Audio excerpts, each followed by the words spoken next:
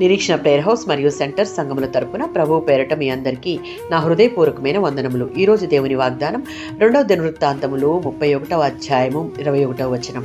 తాను ఆరంభించిన ప్రతి పని అతడు హృదయపూర్వకంగా జరిగించి వర్ధిల్లెను. 2వ దినవృత్తాంతములు 31వ అధ్యాయం 20 నుంచి 21 వచనాలలో ప్రజలను దేవుని వైపునకు, మందిరం వైపునకు బాహ్యంగా త్రిప్పడం కంటే ఉన్నతమైన కార్యాన్ని హిజ్కియా సంపూర్తి చేశాడు. తాను ఉద్దేశించిన పనికి ప్రాథమిక స్థాయి నుంచి మద్దతు లభించేలా చేసుకున్నాడు. మందిరంలో దేవుని ఆరాధనకు సంబంధించి ఏం జరుగుతుందనే విషయంలో ప్రజలు నిజమైన ఆసక్తి చూపారు.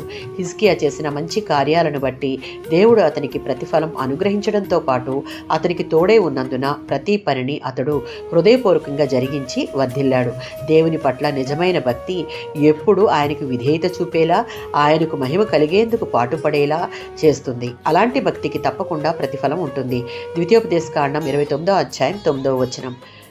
ఇశ్రాయేలు పక్షాన దేవుడు జరిగించిన గొప్ప కార్యాల నేపథ్యంలో ఇశ్రాయేలీయులు దేవుని వాక్కు ప్రకారం దేవుడు నిర్దేశించిన మార్గాలలో వారిని వారు లోపరుచుకుని నడుచుకుంటూ ప్రవర్తిస్తూ ఉంటే వారికి దేవుడు చేసిన ప్రతి వాగ్దానాన్ని నెరవేర్చుటకు ఆయన ఎప్పుడూ సిద్ధంగా ఉంటాడు.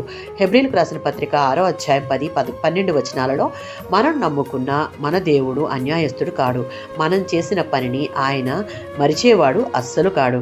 దేవుని పని చేయుట కొరకు మనం పడిన ప్రయాస, ఇతరులకు చేసినటువంటి సేవ నిమిత్తం, వారి ఎడల చూపిన ప్రేమ నిమిత్తం ఆయన మరిచిపోయే దేవుడు కాదు.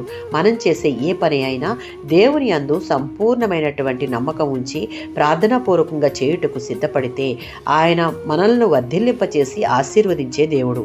ఆమేన్.